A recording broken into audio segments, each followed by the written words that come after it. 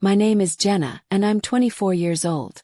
I used to think being invisible was worse than being hated. But that was before I realized it's possible to be both, especially when you're part of a family like mine. It started at a dinner table. Not just any dinner, mind you. This was Dad's big night. The night his boss, Mr. Whitaker, was coming to our house. Mom had spent all week preparing. New curtains, new cutlery, even told me to not wear anything weird. I guess my usual was too Jenna for the big leagues. I was the third of 4 siblings. My older sister, Rebecca, was the golden child. Harvard law firm, engaged to a plastic surgeon. My brother Mark was a tech whiz who made an app and sold it before he turned 21. Then there was me, the creative type, the one who left college after a year, who did freelance digital work that nobody really understood or respected. And my little brother Ethan. Well, he was still in high school. Too young to be judged. I'll admit, I wasn't thrilled about the dinner. But I knew how to blend in, play polite, nod and smile. I didn't need to make a scene. But scenes seemed to find me anyway. Mom had made her famous lemon garlic chicken, the one she only pulled out for special guests. I helped with the table, even ironed the napkins just so they'd fold neatly into the wine glasses. You'd think that earned me some credit. No. When Mr. Whitaker arrived, the entire house turned into a Broadway production. "Mr. Whitaker, so good to see you," Dad boomed, all proud and puffed up. My mom practically curtsied. The man himself was tall, white-haired, maybe in his 60s, with a kind of slow confidence that made everyone lean in when he spoke. You could tell he was used to being listened to. And listened to he was. During dinner, he asked about each of my siblings. Rebecca went on about a case she was assisting on. Mark started talking crypto like it was his second language. Even Ethan got a few smiles with his debate team stories. Then it was my turn. "And what about you, Jenna?" Mr. Whitaker asked, smiling gently. I opened my mouth, but before I could even speak, my dad laughed. Loudly.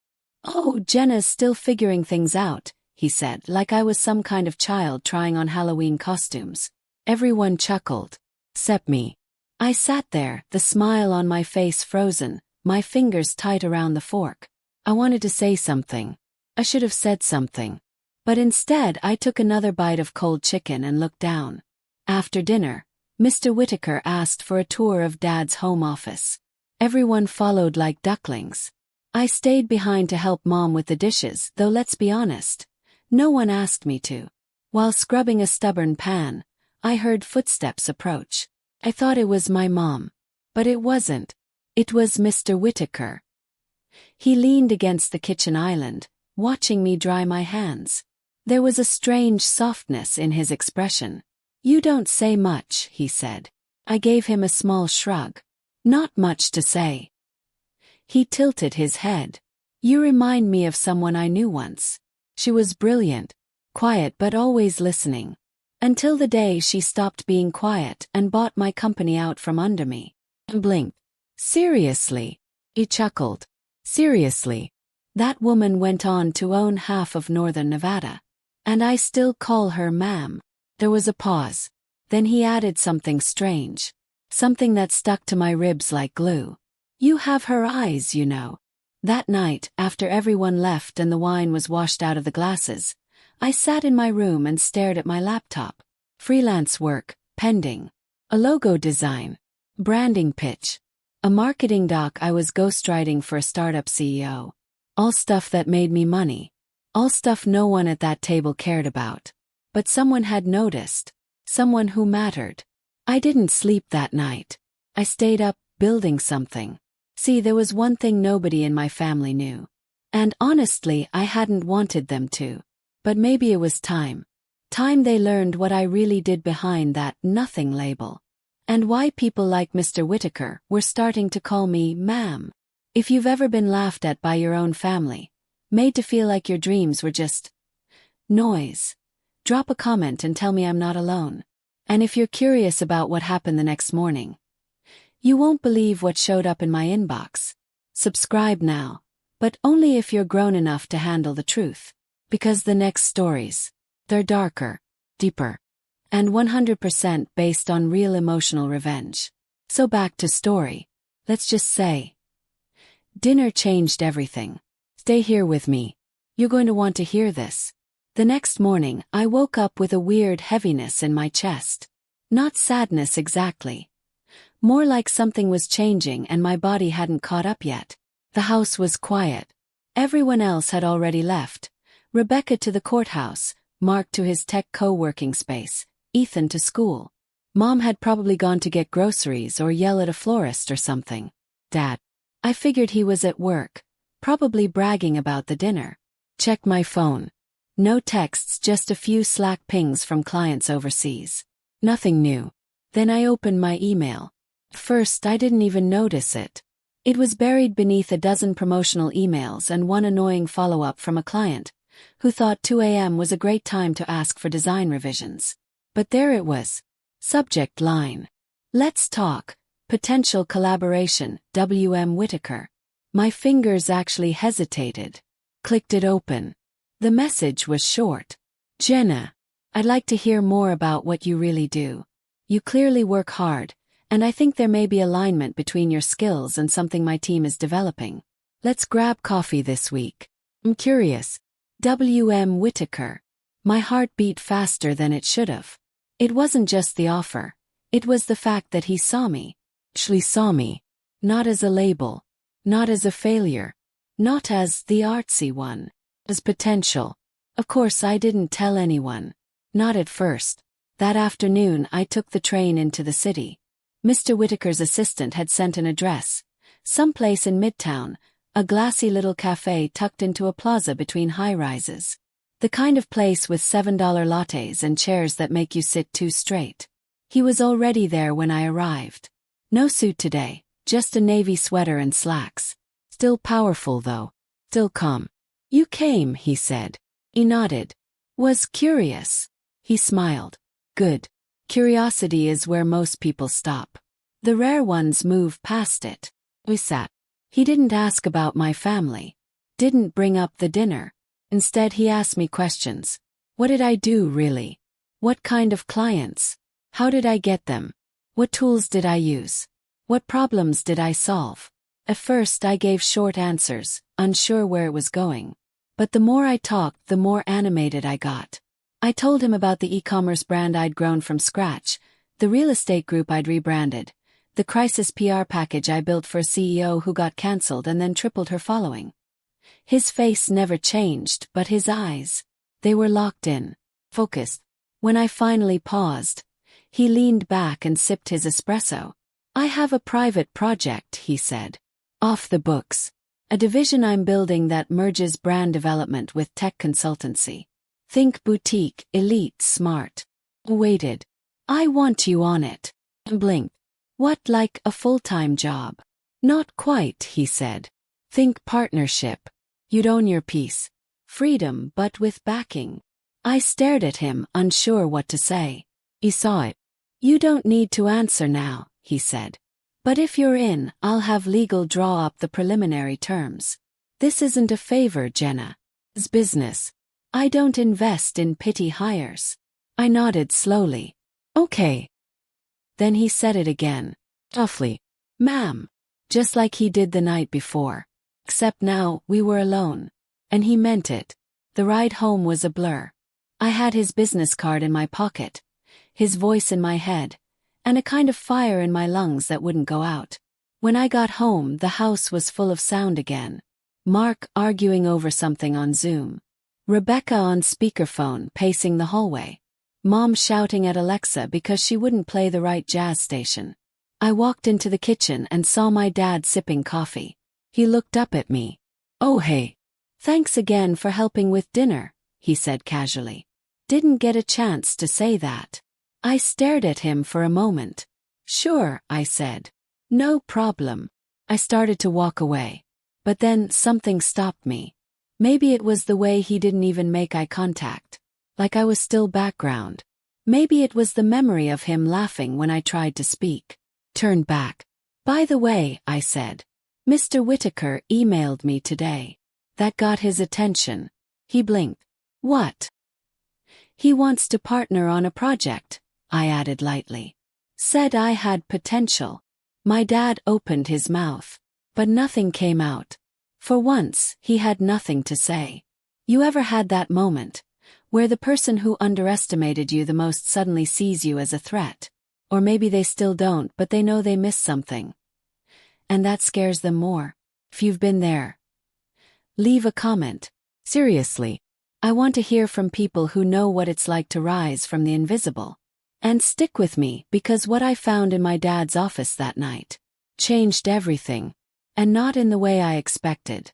You know how you sometimes get this itch? A quiet, whispery kind of curiosity that tugs at you. Not loud enough to be a warning, but strong enough to stop you from walking away. That's what I felt that night. It had been hours since I dropped the Whitaker bomb on Dad. He'd barely spoken after that. Just nodded and said, "That's great, Jenna," like someone who just found out his dog could talk. By midnight the house was asleep. I couldn't sleep. I didn't want to. I kept thinking about Mr. Whitaker's words. How he said I reminded him of a woman who once bought his company. That one line kept looping in my mind. You have her eyes. Who was she? Was he just flattering me? Or was he trying to tell me something? Because here's the thing. My family isn't exactly full of mystery. We don't have dark secrets or scandals. Or at least I didn't think we did. Until I wandered into Dad's office. I had no real reason to go in there. Just did. Maybe I was still trying to prove something, even to myself.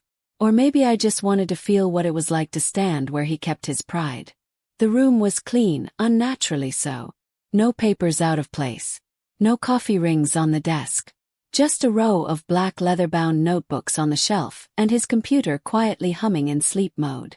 I wasn't looking for anything. But I opened a drawer. Then another. In the third one, beneath a stack of printed quarterly reports, I found it. An envelope. Cream-colored. Sealed. There was no label. No address. Just a single word written in delicate black ink. Jenna. My chest tightened. I hadn't seen this before. Had no idea it existed. And it was buried so deep, so deliberately hidden, that I knew whatever was inside wasn't meant for now. Or maybe not even meant for me at all. But curiosity, dangerous, electric, overpowered everything. Opened it. Inside was a single letter. Dated 5 years ago. It wasn't long. But it read like a confession. If you're reading this, I never found the courage to tell you in person. You were never supposed to know. But I see pieces of her in you now. And it's not fair that you walk through life thinking you're less than what you are. The truth is, she was the best thing that ever happened to me. And you. That's where it ended. The page had been torn. Ripped clean at the bottom like someone had panicked halfway through writing, or maybe someone had removed the rest. My fingers trembled. What did this mean? Who was she? Was the letter from my dad? Or to him? And why was it addressed to me? Put it back. Carefully. As if touching it too long would detonate something I wasn't ready for. But in that moment something clicked. All these years of feeling like the outsider. Astray. The other one. Was it just about my choices? Or was I never really one of them to begin with? The next morning I tried to act normal. But something had shifted. Dad didn't look at me the same way anymore. Not since Whitaker's email. And maybe I was imagining it, but I swear I caught Mom staring at me a little longer, like she was watching, not just seeing. Then around noon I got another email from Mr. Whitaker. This time it was different. It wasn't about the partnership. It was about my father. He doesn't know what you're capable of. But I do. And I think it's time we both stop pretending. That was it. No greeting. No signature. Just that. Something was happening. Something deeper than a business proposal. Deeper than family. And suddenly, I wasn't sure if I wanted to know the truth. Or if knowing it would destroy everything I thought I was. If you've ever opened a door you weren't ready to walk through. Or found a secret you were never supposed to carry. Tell me. Drop it in the comments. You'd be surprised how many of us are out here pretending we don't feel the cracks in our own stories.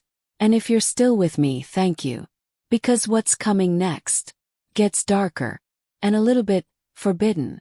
I didn't know what was real anymore. The letter, the email, the way my mom started glancing at me when she thought I wasn't looking, eyes sharp like she was searching for something in my face. And Mr. Whitaker. He hadn't followed up about the business proposal. Not directly. Instead, he'd sent that strange line. He doesn't know what you're capable of. What did he mean? What exactly did he think I was capable of? I didn't want to confront Dad. Not yet. Something in me knew I had to be careful. So I decided to follow the only real lead I had, Mr. Whitaker. I emailed him casually, asking if he was free for another coffee. He replied within 5 minutes. Thursday. Same place. Same time. This time I came prepared. Notebook. Questions. Confidence. And fear. When I walked into the cafe, he was already there again. Waiting. A man with power written into every wrinkle. But he didn't smile this time. He slid a folder across the table. Before you read it, he said, I want to tell you something. I braced myself. Your father and I were close. Years ago. Before you were even born. He paused. But he wasn't the only person I worked with. I said nothing. Just nodded slowly. He tapped the folder. Inside is everything I have clearance to share. If you read it, you won't be able to unknow it. So ask yourself if you're really ready to know who you are. I stared at the folder for what felt like a year. The color was navy blue, almost black, with a gold stripe on the side. Like something from a government building or a military archive. I took a deep breath and opened it. The first page was a birth record. Not mine. My mother's. Except, not the woman I'd called Mom my whole life. This name, I'd never heard before. Eva Landon. Born in Tucson. Died in a private plane crash 2 weeks after giving birth. Place of birth. Undisclosed. Father redacted. Mother deceased. But there was a small line handwritten at the bottom. Infant transferred to emergency custody. Fostered. Unnamed. My throat closed. I flipped to the next page. There was a photo. A young woman, maybe 22, with wild dark hair and eyes that looked like mine. And in the corner, scrawled faintly in pencil, were 4 words. Looks like Jenna Maddox. I couldn't breathe. I pushed the folder away and looked at Whitaker. What is this? I whispered. Why do you have this? He didn't flinch. Didn't blink. Because Eva was my goddaughter, he said. And before she died she called me. Said someone was coming after her. Said she had a daughter. And if anything happened, I was to make sure that child found out the truth. I shook my head. But that's not possible. My mom. She's not your biological mother, Jenna. And I doubt she ever told you. I suspect your father swore her to silence. He let that hang for a moment. But secrets have a way of leaking through walls, don't they? When I got home I didn't even go inside. I sat in the driveway, hands trembling on the steering wheel. I remembered that letter in Dad's drawer. The one that said, "You were never supposed to know." My whole life had been built on pretending. Pretending to belong. Pretending to matter. Now I understood why I always felt like the outlier. 'Cause I was someone else's daughter. I was Eva's daughter. That night I couldn't eat. Mom made lasagna. The kind I usually loved. But it tasted like dust in my mouth. Dad tried to ask about my day. I gave short, clipped answers. Eventually he stopped asking. But while they talked about Mark's new business partner and Rebecca's courtroom drama, I stared at my plate and waited. Waited for the right moment to ask the one question that had started to devour me from the inside. Who am I really to you? It didn't come out that night. I wasn't ready. Not yet. But it was building. The need to break the silence. To destroy the lies. To find out who I really was, even if it broke everything. And maybe that's exactly what it was going to do. Have you ever had your identity shaken so hard that even your name felt like a costume? If you've ever had your truth hidden from you, comment below. I'm reading everything. Every word. And if you think it stops here, no. This was just the first crack in the foundation. Wait till you see what I find. In the family safe. Secrets have a weight. Not the kind you can feel on your back or in your arms. It's deeper than that. Like your bones suddenly know something your skin hasn't caught up to yet. That's how I felt the next morning. Like I was walking around in someone else's life. Breathing air that didn't belong to me. Because if Mr. Whitaker was right, if my father had been lying to me my entire life, then I had no idea who I really was. And the only place I could think to look now was the family safe. It wasn't easy. The safe was in Dad's office, hidden behind a false wall in the back of his closet. He thought no one knew about it. But I did. I remembered seeing him punch in the code when I was 13. Thought I forgot. I didn't. 1-9-8-0-6-2. June 2nd, 1980.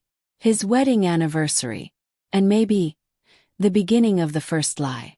I waited till they were gone. Dad to work. Mom to yoga and groceries. I walked into his office like I belonged there, like I had a right. Maybe for the first time. I did. The closet door creaked open. The panel behind the clothes swung out just enough to reveal the keypad. I stared at it, heart pounding. Then typed it in. 1-9-8-0-6-2. There was a soft click. And the door opened. Inside were only a few things. A red leather folder. An old hard drive. And one small steel lockbox with my name on a yellow sticky note. For Jenna, do not discard. I don't know what scared me more. The fact that he had a box labeled for me. Or the fact that he kept it hidden. I opened the folder first. Inside were court documents. Adoption papers. Sealed agreements. Legal statements.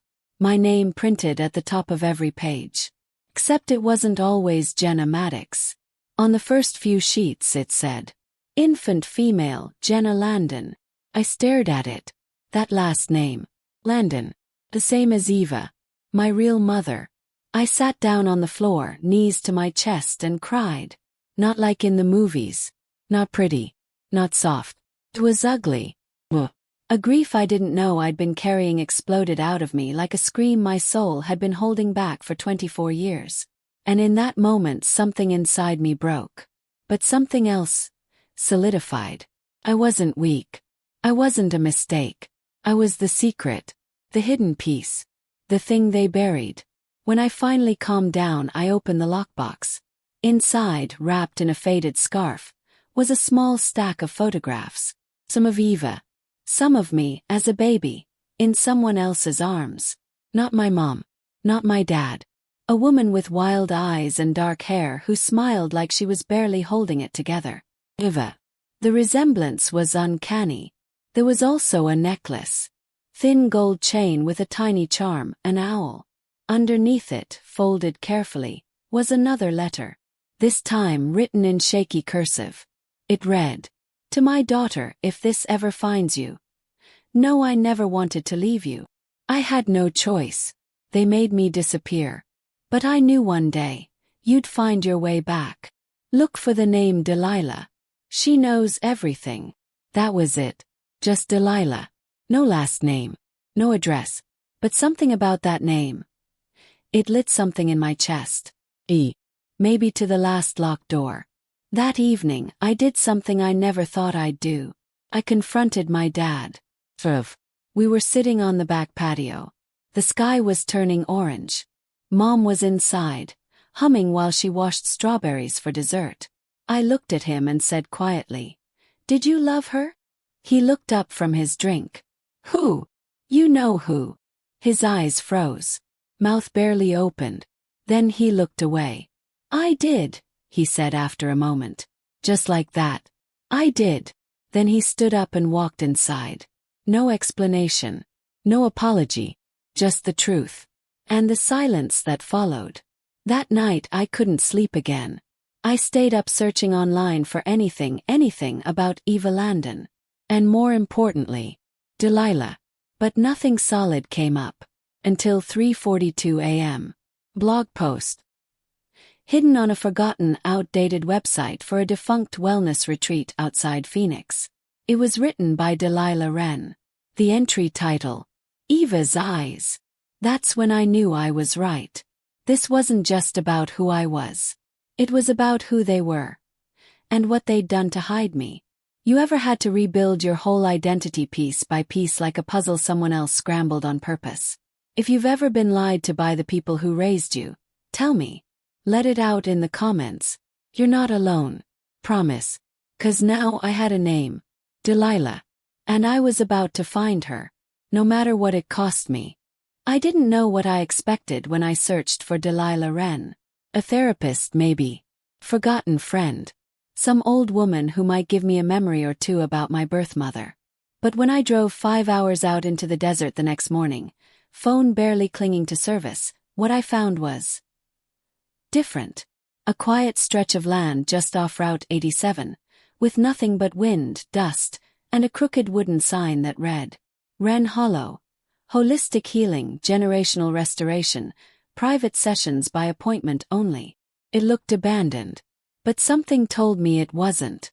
I parked under a sun-bleached awning and stepped out into the heat. And then there she was. Delilah.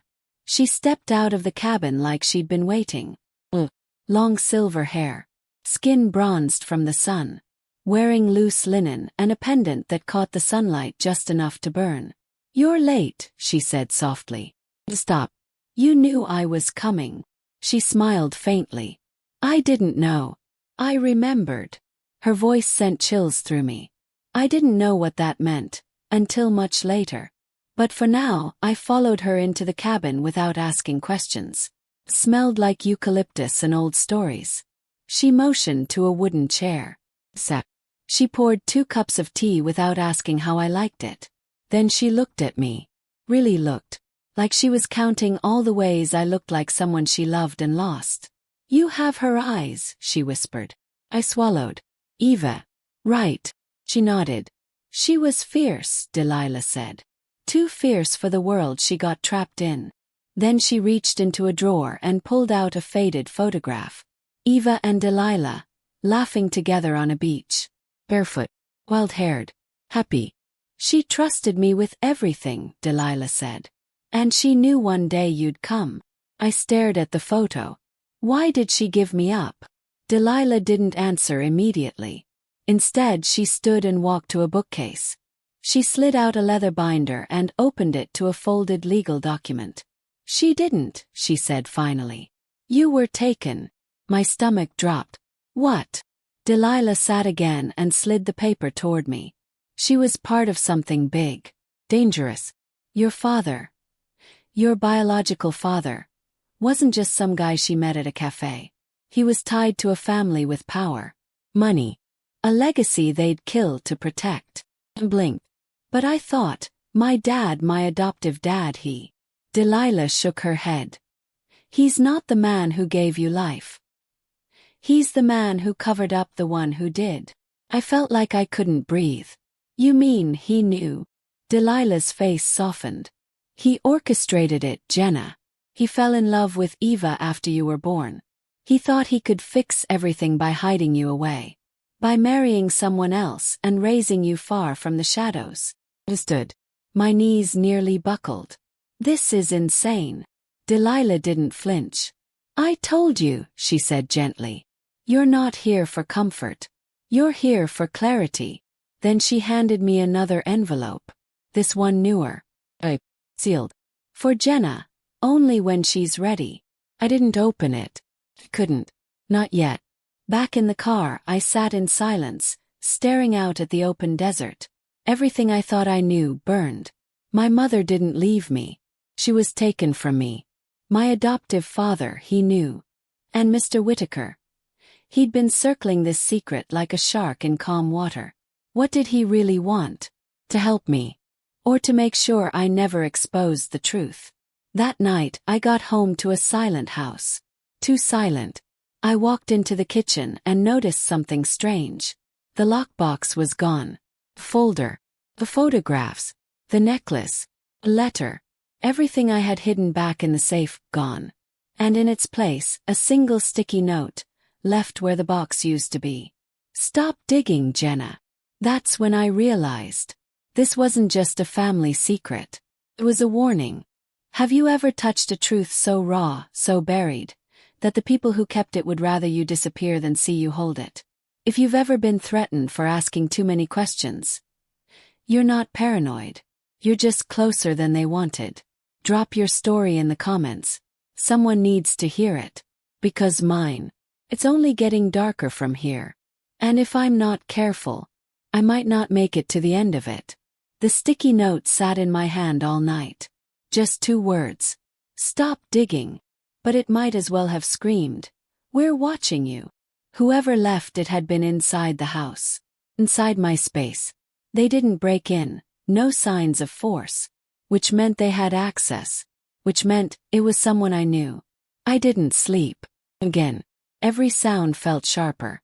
Every shadow felt closer. I double-locked the front door. Pulled the curtains. Slept with my laptop open and a knife under my pillow. Not because I expected anyone to come back, but because for the first time in my life, I didn't feel safe in my own home. And the worst part, I didn't know who to trust. The next morning I sat across from my dad at the breakfast table. He was scrolling through his phone, sipping coffee like nothing had shifted. I wanted to scream. I wanted to hold that sticky note in his face and demand answers. But instead I just stared. Until he finally looked up. "What?" he asked too casually. "You ever feel like someone's watching you?" I asked, staring straight into his eyes. He paused, smiled tightly. "Only when I'm doing something worth watching." That was it. Nothing in his expression gave him away. But I could tell he knew. He knew I was on to him. And worse, he was waiting to see if I'd stop. But I wasn't stopping. That night I called Mr. Whitaker. Not emailed. Not messaged. Well, he picked up on the second ring. "Jenna," he said. "I was wondering when you'd reach out again." His voice was calm, but I could hear something behind it. Caution. Or maybe calculation. "I need to ask you something," I said. "And I want the truth. No more riddles." "Go ahead." I swallowed. "What are you really after? Why me?" He didn't answer right away. Then he sighed. "Because I made a mistake once," he said. "I let a good woman die without protecting her. And now I see her again, in you." That made my chest tighten. "But that's not all," I pushed. "There's more." "Yes," he said simply. "There is." He told me everything. About the real estate trust he and Eva were trying to build together. About how Eva had discovered a land laundering scheme inside one of his subsidiaries. About how, when she threatened to expose it, someone came after her. He claimed he didn't know who. But he suspected it came from inside the Maddox family. My adoptive family. My father. "She was silenced," he said. "And the people who wanted her gone, they didn't just erase her. They absorbed her. Through you." "What do you mean?" I asked. "You were hidden in plain sight," he said. "Raised by the very people she feared. Probably to keep her leverage under control. She loved you, Jenna. She'd never have left you unless someone forced her hand." I hung up and cried again. Not because I was shocked anymore, but because the last person I thought I could hate was my own father. The man who tucked me in. The man who taught me how to ride a bike. The man who laughed when I said I wanted to be an artist. What else had he done? The next day I started making backups of everything I had left. Digital scans of the adoption papers, the photos I'd saved before they were taken, copies of my conversations with Whitaker, voice memos from Delilah. I stored them on 3 separate drives. One for me. One hidden in my car. One mailed to a friend across the country. Because if they came for me next, someone had to know what happened. I came home from the post office and found Rebecca sitting on my bed. Legs crossed, arms folded. Wearing a blazer like she'd just walked out of a courtroom. "Rebecca!" I froze in the doorway. "What are you doing here?" She held up the sticky note. My sticky note. "Funny thing," she said. "How you assume the threat comes from above. But you forget. I was always watching you too." My heart dropped. "You left that." She smiled. "Of course not. But I know who did." I stepped closer. Who? She stood up, walked toward me. I'll tell you, she said, brushing a hair off my shoulder. If you stop pretending you're the only one who lost something when Eva died. What are you talking about? She tilted her head. She wasn't just your mother, Rebecca whispered. She was my aunt. I felt the room spin. What? She was my mother's sister, she said. And when she disappeared, everything in our family changed. You don't remember, but I do. I stood there in silence. And then she leaned in closer. They're going to come for you, Jenna, she said. Because you've gone too far. And because the name Landon. It still scares them. Have you ever felt the ground shift under you? Not just from truth, but from betrayal? Have you ever had your own blood whisper in your ear? And you couldn't tell if it was a warning or a threat? Drop your thoughts in the comments. I need to know I'm not alone in this. 'Cause now, I'm not sure who I'm fighting. My father, my sister, or the legacy I was born into. I didn't sleep again. After Rebecca left, her words kept echoing in my mind like a fire alarm that wouldn't shut off. She wasn't just your mother. She was my aunt. The name Landon still scares them. They're going to come for you. And the way she said it. Not quite fear. Not quite threat. Like she was warning me but also warning them. I couldn't breathe in that house anymore. I packed a bag, grabbed the third backup drive, and left before sunrise. No note. No explanation. Just a full tank of gas and the drive toward the only person who seemed to see me for who I was. Even before I knew it myself. Mr. Whitaker. When I arrived, I didn't go to the cafe. I went to his office tower downtown. 27 floors of glass, brass, and polished power. The receptionist gave me a tight smile, but before I could speak, Whitaker stepped into the lobby himself. He looked like he hadn't slept either. Come, he said. His private office overlooked the river. Minimalist. Clean. Almost too clean, like a space made for secrets, not comfort. I sat across from him. He poured us both black coffee and finally said, I know about the safe. And blinked. Of course he did. You know everything, don't you? He gave a dry smile. Not everything. But enough to know this isn't just about Eva anymore. It's about you. I pulled the drive from my pocket and slid it across the desk. I backed up everything, I said. If anything happens to me. It won't, he interrupted. Because now, you have me. There was a strange pause in the room after he said that. Not romantic, but not cold either. Like a thread had been pulled tighter between us. I didn't look away. Neither did he. You remind me of her, he said, not for the first time. Eva. He nodded. But not just in looks. In how you think. How you fight. How you don't stop even when you should. His gaze darkened.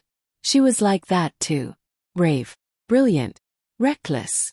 And then, almost too softly to hear. She died because of it. I swallowed. Was it my father? Whitaker didn't answer. He stood and walked to a locked cabinet behind his desk. He pulled out a sealed folder and placed it in front of me. Inside were contract drafts, real estate documents, legal memos. And at the top of one page, bold and underlined, Project Westlake, Confidential Stakeholder Agreement. I scanned the page. One name jumped out at me. Eva Landon. She had been a founding partner. Another name, further down. William Maddox. My adoptive father. And one more. W.M. Whitaker. My hands shook. You were in business with her? I told you, he said. We were building something real. A new way of managing wealth. Transparent. Ethical. Eva wanted it to be clean. But your father didn't. He paused. And when she tried to expose the money laundering he'd hidden through shell property deals, everything fell apart. I stared at him. Why didn't you stop him? I tried, he said. But I was younger then. And weaker. And she was already gone by the time I realized just how far he was willing to go. I sat back in the chair, stunned. She was trying to protect people, I whispered. She was trying to protect you, he corrected. Then something changed in his voice. You know, Jenna, if we moved forward with that partnership I offered you, it wouldn't just be business anymore. I looked up. What would it be? Legacy. He stepped closer. You're not just Eva's daughter. You're her unfinished mission. Her proof that what they tried to bury didn't die. My breath caught. He was standing so close now. Not invading. Not pushing. Just there. Like he was offering more than just an alliance. Like he saw something in me. I hated how good it felt. To be seen like that. After all the years of invisibility. After all the dinners where I was dismissed. All the birthdays they forgot. All the conversations they spoke around me instead of to me. This man, who had built empires, looked at me like I was powerful. And maybe that was the beginning of something more dangerous than any secret. I left his office with my mind on fire. The documents, the betrayal, the way he said my name like it meant something. But most of all, the growing feeling in my gut that maybe I didn't just want the truth anymore. Maybe I wanted justice. Maybe I wanted revenge. Have you ever been underestimated for so long that when someone finally looks at you with respect, it feels like love? Even if it shouldn't. Even if it's dangerous. Tell me. In the comments. Because now the fire's lit. And I don't think I can put it out. They never expected me to be quiet and dangerous. They assumed I'd walk away after finding the truth. Cry. Collapse. Maybe leave town like a wounded stray dog. But what they forgot is, I am Eva Landon's daughter. And we don't vanish. We rise. After leaving Mr. Whitaker's office, I knew what I had to do. I had my backup drive. I had the contracts. And I had access to Dad's accounts, his company's archives, his executive assistant's soft spot for tech issues I'd been fixing since high school. So I did what Eva would have done. I got into the system. It started with property records. On the surface, Maddox Holdings looked clean, boring even. But if you dug a little deeper, if you traced the ownership's 3 layers down, you'd find shell companies, fake LLCs, and real estate assets that looped in on themselves like a maze built to confuse regulators. And at the very center, Project Westlake, a multi-million-dollar development on land Eva once tried to protect as a conservation zone. The same land my father secretly bought, in my name, when I was 5 years old. I stared at the screen, numb. He didn't just erase Eva's dream. He used me to do it. To cover his tracks. To profit. I called Whitaker that night. I want in, I said. He didn't ask, in what? He already knew. Then you need to be ready to burn bridges, he said. Not just your father's. Maybe your whole family's. I don't care, I told him. They already cut the rope. I'm just choosing not to drown. The next week was a blur of phone calls, file transfers, private meetings. Whitaker connected me to a compliance lawyer named Tony, a quiet powerhouse with a smile like a scalpel. She reviewed everything, line by line. By the end of our 3rd meeting, she looked at me and said, "We have enough to trigger a federal investigation." My heart thudded. How long would it take? Not long, she said. But you'll be the face of it. You sure you're ready to take that hit? He nodded. 'Cause for the first time in my life, I wasn't afraid to be seen. The night before we submitted the case, I sat in my car outside the house. I didn't go inside. I just watched the windows. The soft kitchen light where Mom still made late-night tea. The office where Dad sat, probably reviewing contracts built on lies. And upstairs, Rebecca's window dark. But I knew she wasn't sleeping. I knew she was waiting, watching me back. My phone buzzed. A message from an unknown number. This won't end the way you think. No name. No sender. But I knew who it was from. And I smiled. 'Cause that meant they were scared. The next morning I sent the documents. The recordings. The ownership logs. Photos. The inheritance trail. Everything. Tony sent them straight to the state's financial crimes unit. I pressed send myself. And then I went to breakfast. Because sometimes the most powerful thing you can do is act like you're not afraid, even when your whole life is about to be flipped inside out. That afternoon I got a call from Whitaker. His voice was low. Urgent. They know. I figured. They're not going to go quietly, Jenna. Pause. Let them try. That evening, my father knocked on my bedroom door for the first time in months. I opened it slowly. He looked hollow. Can we talk? I let him in. He didn't sit. Just stood there, hands in fists. You did this, he asked. I didn't answer. He took a breath like he wanted to yell, but instead he just looked at me like I was a stranger. Like I was the ghost of someone he buried and hoped would never return. You're throwing away your family, he said. I stepped closer. No, I said. You did that a long time ago.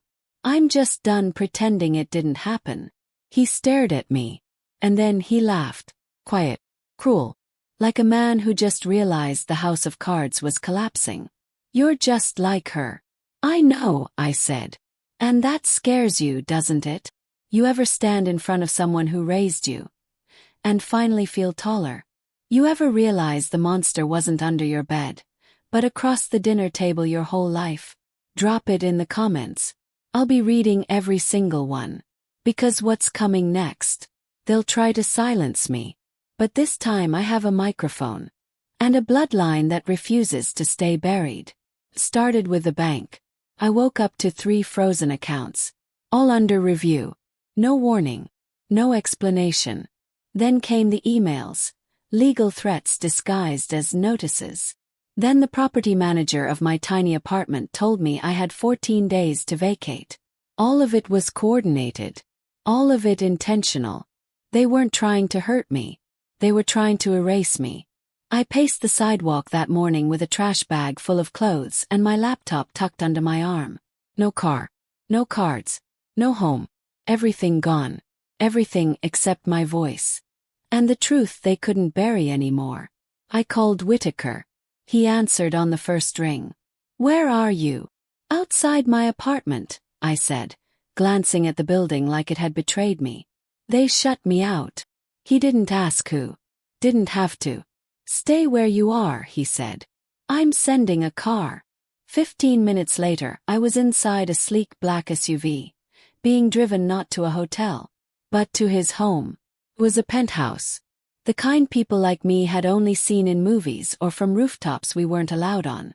Glass walls. Muted stone. Silence that felt expensive. He poured me tea. And when I said, "Why are you helping me like this?" he didn't answer right away. Instead he just looked at me. Like I was someone who'd walked out of a memory and into a war. You remind me of her, he finally said. You've said that before, I whispered. This time I mean something else. The room changed. Not physically. Emotionally. Something passed between us. Unspoken but heavy. He walked closer. Slowly. I've spent 2 decades regretting the day I let your mother walk into that meeting alone, he said. But I won't let them do the same to you. And for the first time in weeks I felt it. Safety. Not comfort. Not affection. But the sharp-edged safety that comes from standing beside someone powerful, and realizing they're standing there for you. That night I couldn't sleep.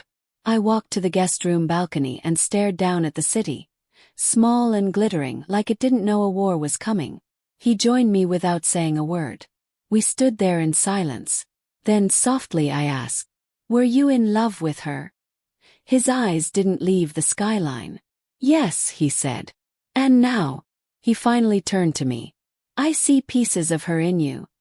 And I keep reminding myself you're not her. You're your own fire." That should have been a comfort. Instead it terrified me. Because the next time he looked at me, I didn't feel like a daughter. Felt like a woman. And I hated that part of me wanted to be seen like that. 'Cause it was wrong. 'Cause it was dangerous. Because it made me wonder if Eva would hate me for it or understand. The next morning things got worse. Rebecca showed up at the penthouse. Security let her in. She didn't knock. She walked straight into the kitchen where I was eating toast like the world wasn't falling apart. "You're staying with him?" she asked. I didn't answer. "You know what that looks like." I finally turned to her. He's the only person who hasn't betrayed me. She laughed. Oh honey, she said.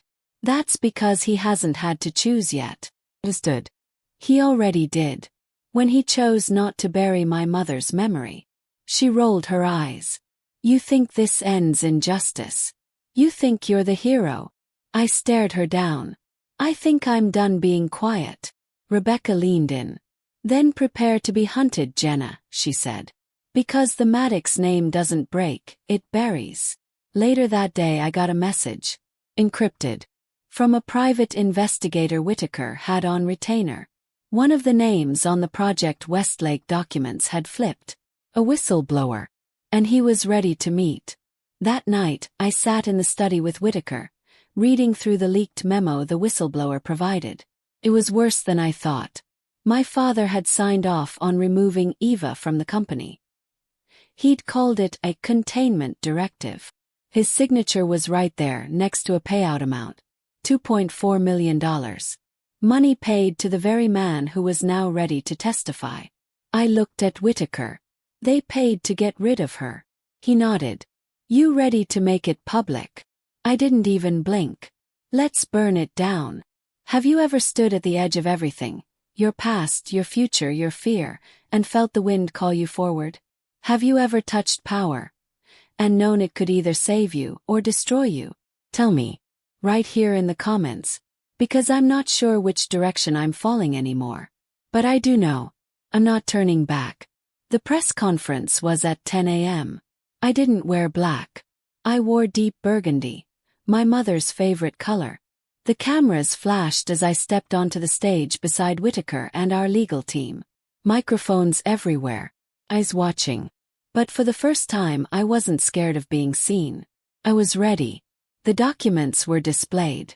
The emails, the contracts, the whistleblower's full video testimony, the payout trail, the containment directive, the falsified deeds, especially the ones in my name.